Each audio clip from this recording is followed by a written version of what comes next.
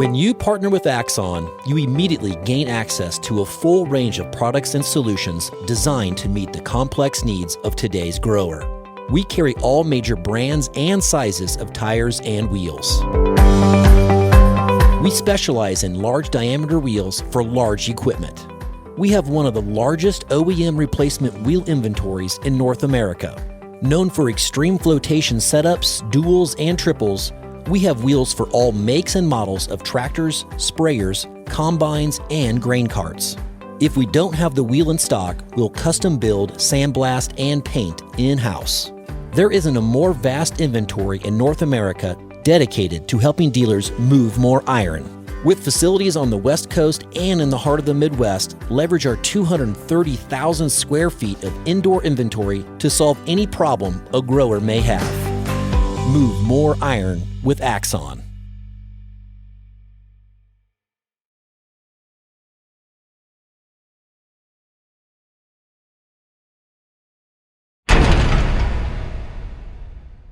Moving iron.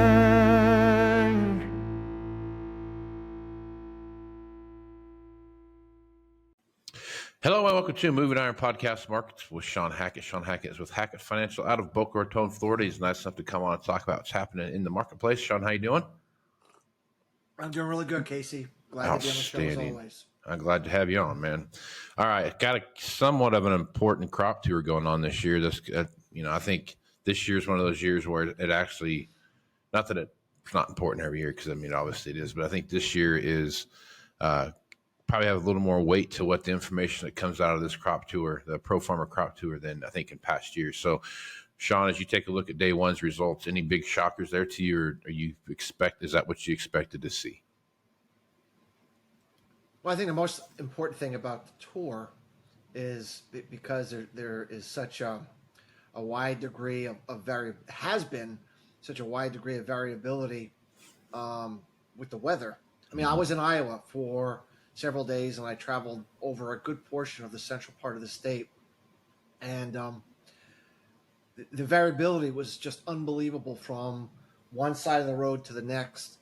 Unbelievable looking corn, horrible looking corn right next to each other. So very, very hard to determine what that all looks like when you put it all together in the end. So not that any crop tour can fully answer those questions, but I think what the crop tour, I think what's important is to try to determine, are the good areas better than we thought? Are the bad areas worse than we thought? Because whichever side turns out to be worse than expected, that's where the yields are going to surprise to the upside or to the downside. You know what I'm saying? Yep. So just kind of run through some of these numbers real quick as we're looking at. So they went to South Dakota and Ohio yesterday. And last year, South Dakota was 118.45 bushels per acre, which they had an epic drought, right? They had horrible drought situations they went through. This year, they've got tons of rain, and snow and everything else in the wintertime. So the moisture level is way higher. So now we're looking at an average yield of what they're anticipating to be 157.42 bushels an acre. So up tremendously up. South Dakota was expected to be a really good, right, good state. Garden spot this year for a rare garden spot this year. But all my customers are saying yields were phenomenal and really good. So yeah, so that's the good part. That's where you're going to see the yields be really good. Now, is that good enough to offset maybe something we find out later is not quite as good? I mean, that's really going to be the key. I mean, South Dakota is important, but obviously not as important as Nebraska, Iowa, Illinois, and Indiana. I mean, it's important, but not as important as those states. But nonetheless, I'm not sure it's that much of a surprise that South Dakota is substantially above last year and actually above their 3-year average, I think. So, and then of course it just comes down to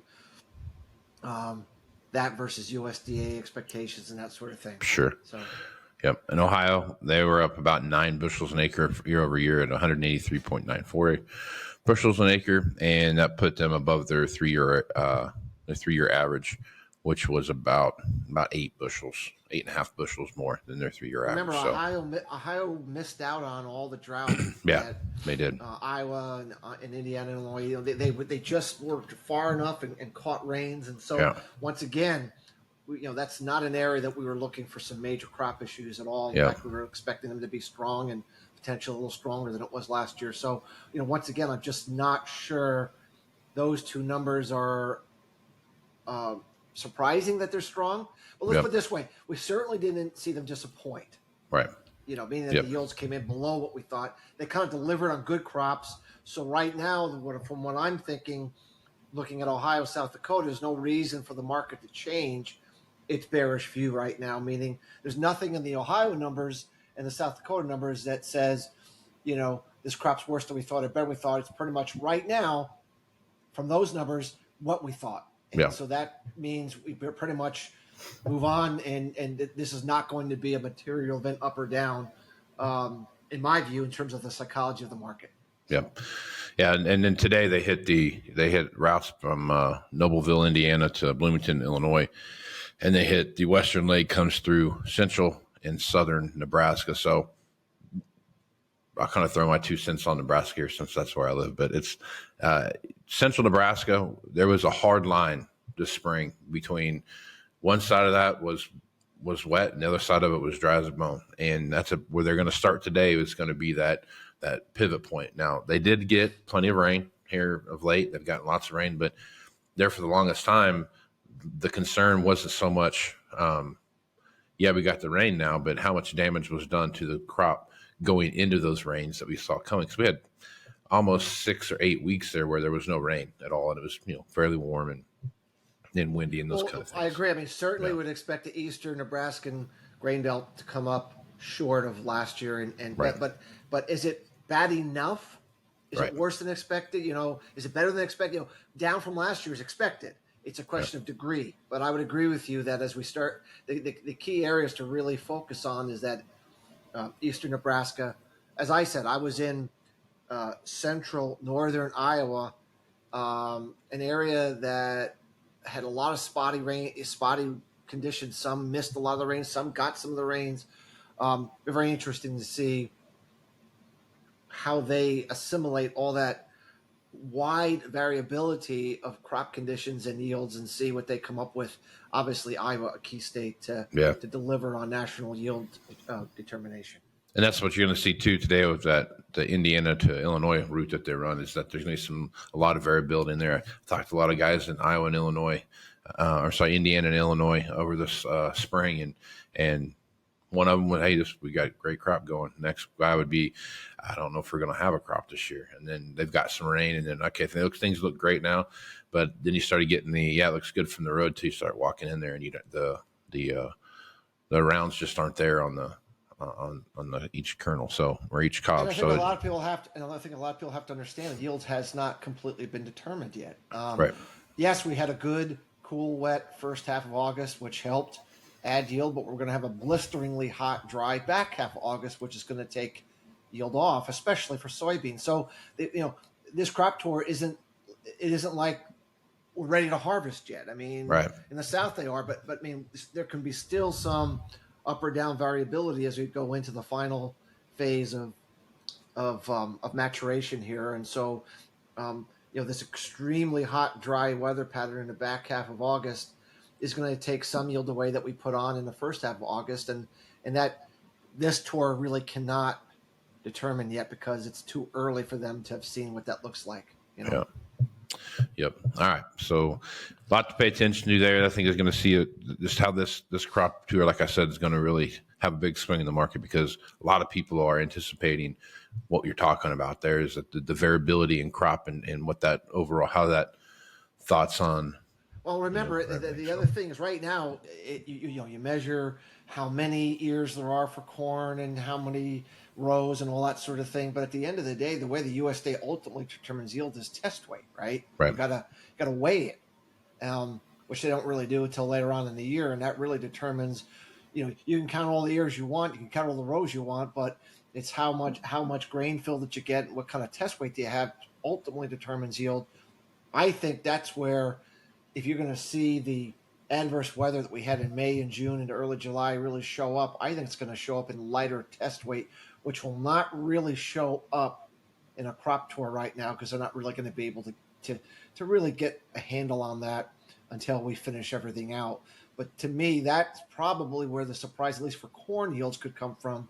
To the downside is we get a big adjustment later in the year where they adjust quarterly grain stocks to reflect it or something of that nature, that the test weight isn't showing up, and ultimately yield is going to have to be knocked down because yield is a formula of quantity, volume plus weight. Yeah. So. Yep. Okay. All right. Let's jump over and talk a little bit about this hurricane that we saw hit California over the weekend and kind of working its way north now. Last time I saw it was the remnants were up into Nevada and moving into Idaho. I guess Shawn Taylor, that very rare situation to have a hurricane of that magnitude hit anywhere on the eastern or the western coast of the United States or Mexico for that matter. Shawn, taking a look at what you see there, any disruptions you think that maybe could cause market disruptions or anything else there that you could see that could be a major issue outside of the typical things we see come from hurricanes? In terms of markets that trade futures, that area doesn't really matter much. They grow a lot of vegetables, and of course, vegetables could be an issue. And maybe there could be some shortages of the vegetables that they grow in California. The Pima cotton, which is really not a futures market, it's the high quality cotton that your high end luxury goods clothing companies use to make the really high refined cotton that they grow in California. That area was just missed. So they avoided an issue.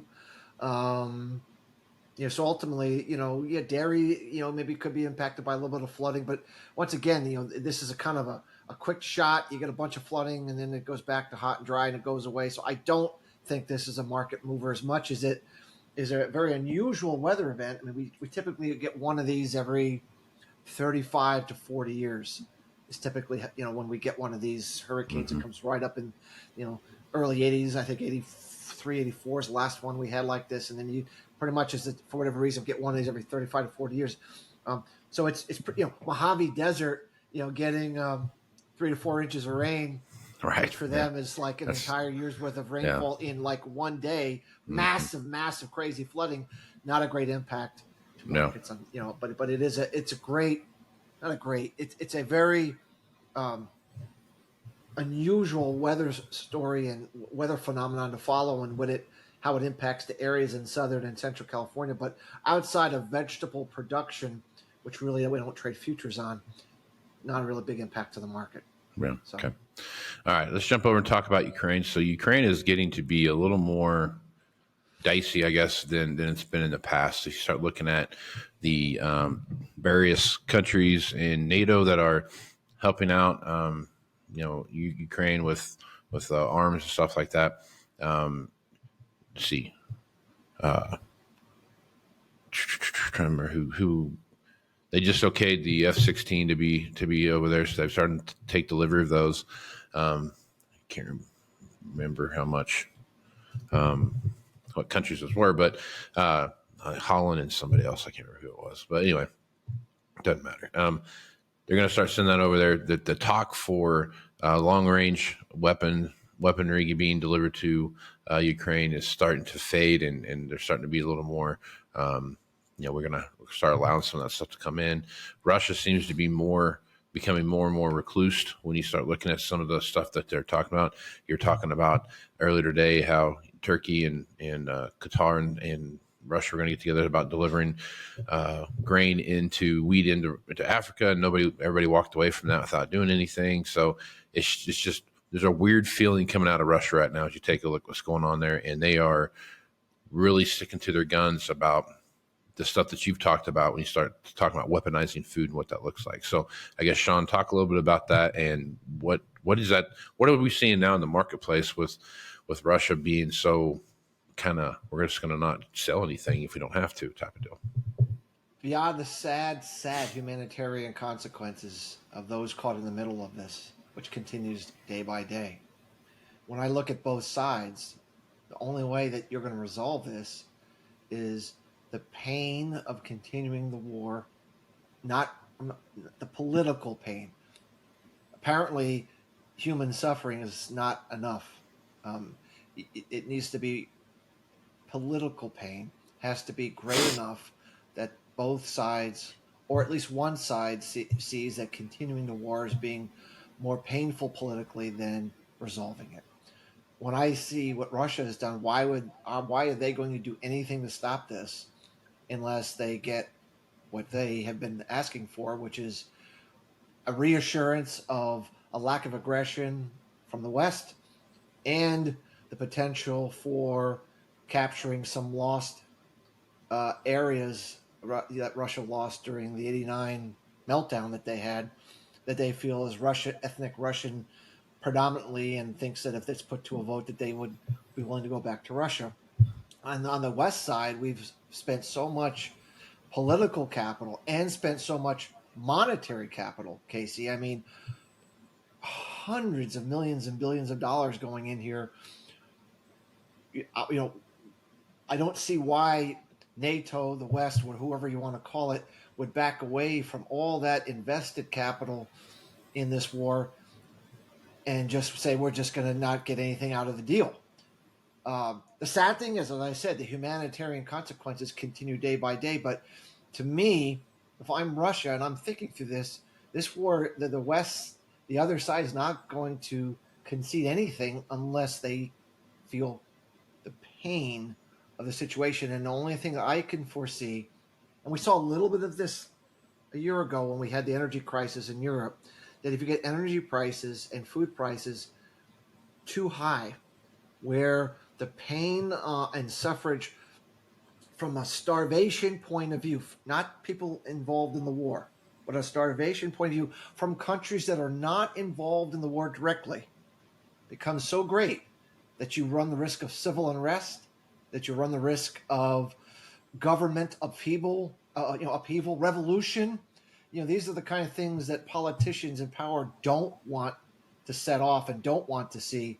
And if it looks like we're going to have soaring food and energy prices again going into the winter time and they start becoming extreme, I could foresee that being enough political pain to have the West to feel that finding a resolution to the war would be a better solution than continuing to fund the war.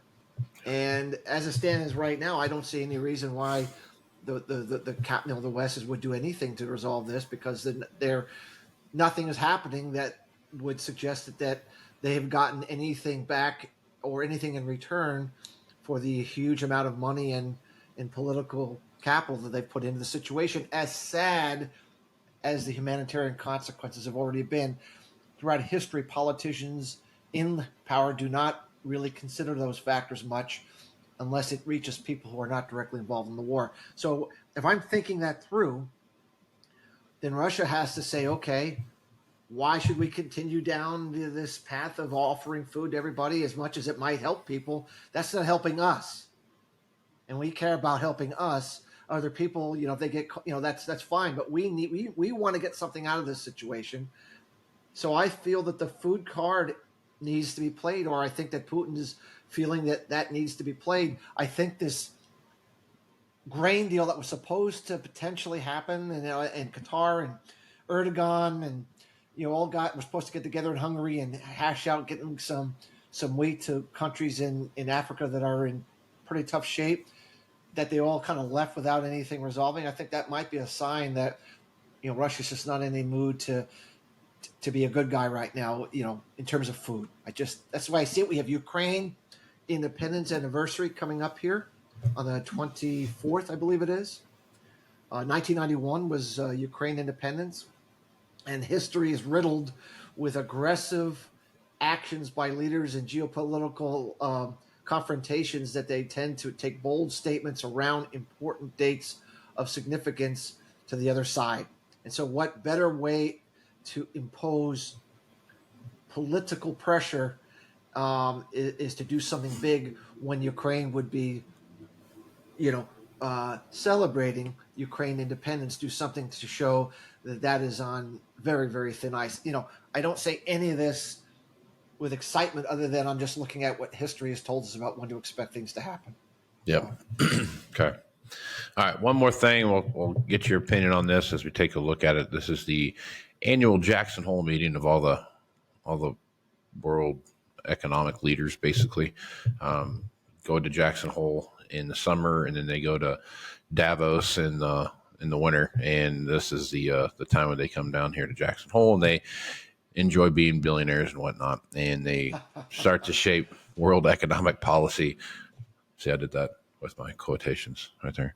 I've never been invited yet. So. I haven't been invited either. Yeah, so pretty sure that I won't ever have that option to come to that either. But so we're looking at what's going on there. A lot of economic stuff comes out of that. The market tends to kind of swing a little bit on some of the news that comes out of these different forums. So I guess, Shawn, as you take a look at this, what's your anticipation for market moves and various other kind of news-related bumps in the market, I guess?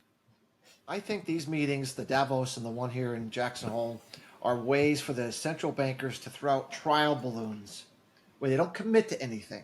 It's not a commit. They don't. No one commits to anything at these meetings. They just throw. They have speeches and they throw out some comments. And I think they put out trial balloons and see how does the market react to certain things that they're considering or thinking about or might be wanting to do, and see how the markets react to them as a way to kind of measure the overall landscape of and psychology of what they think they can get away with or not get away with.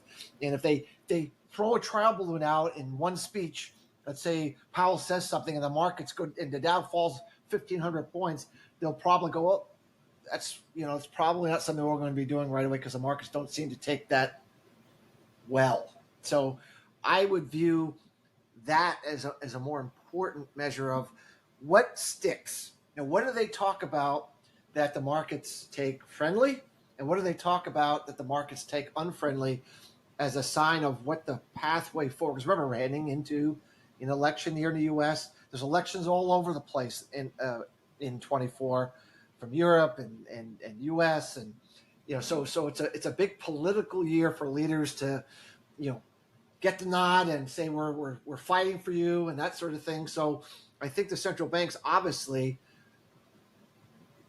as much as they claim they're independent, all the chairmen are put there by political appointments. The politics allow them to be there. So they have to play within the rules of what the politicians need and want, or else they're going to be out as the Fed chairman or the chairman of the central bank of the EU or the Japanese central bank chairmen and all that sort of thing. So I think that's pretty important because the expectation is that interest rate increases are nearing an end.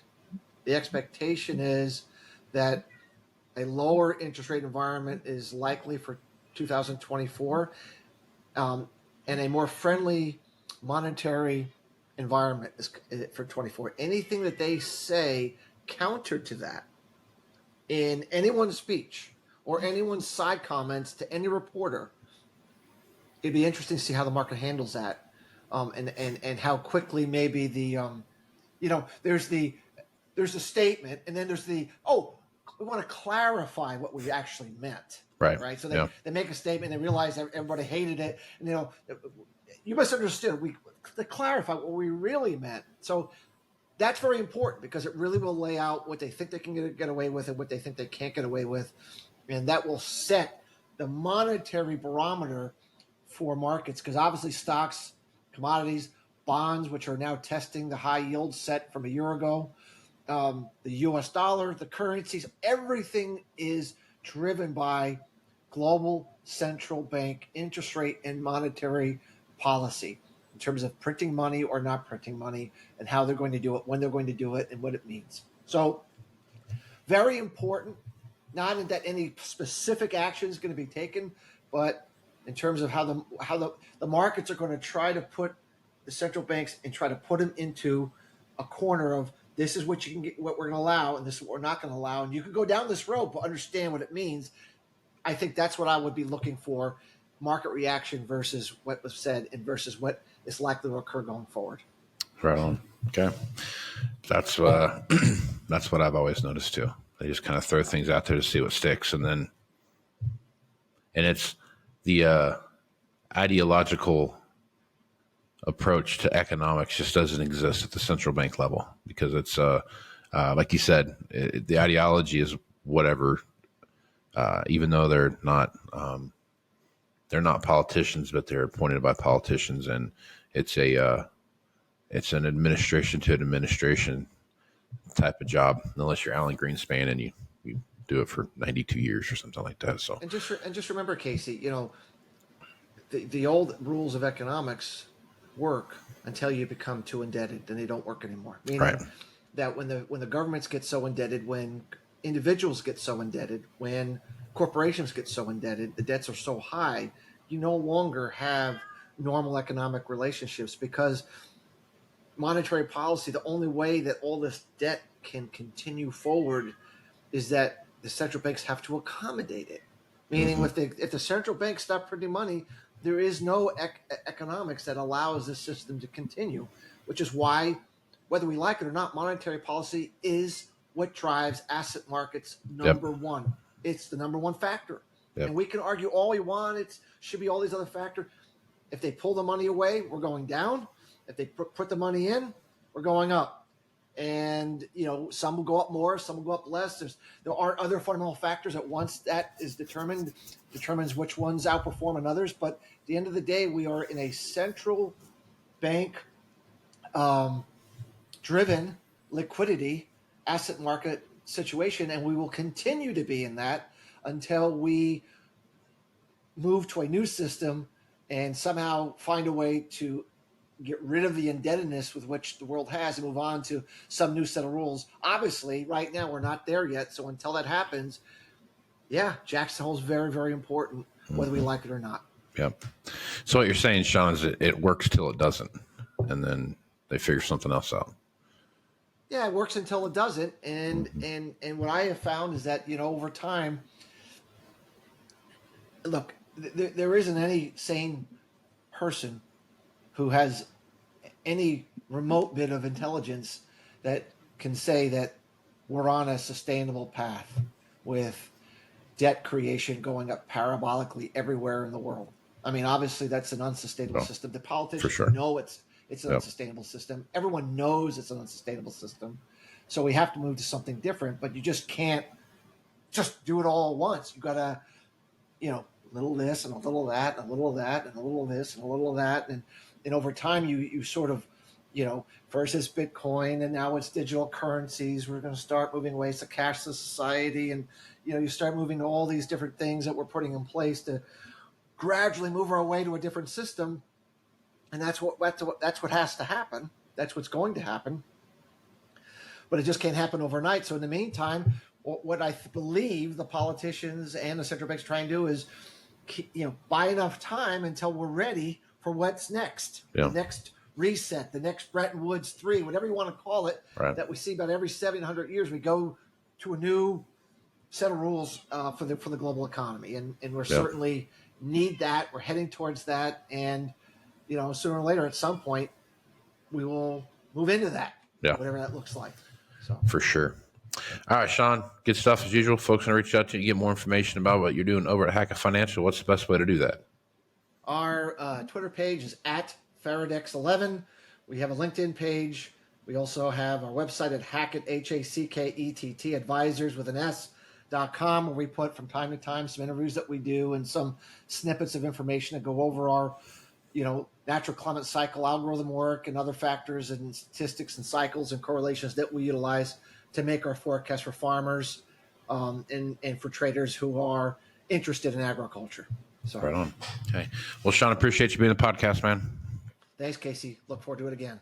Right on. I'm Casey Seymour with Moving Iron Podcast. Check me out on Facebook, Twitter, and Instagram at Moving Iron LLC. LinkedIn at Moving Iron Podcast. Go to the YouTube channel, which is the Moving Iron Podcast YouTube channel, and check out the video version of this podcast right there. Go to Moving Iron LLC for everything Moving Iron related, and get all the information that is out there for blogs and podcasts and everything else. So That's at MovingIronLLC.com, and you can get that information whenever you want that. So with that, I'm Casey Seymour with Shawn Hackett. Let's go move some iron, folks. Out. Moving iron in the 21st century.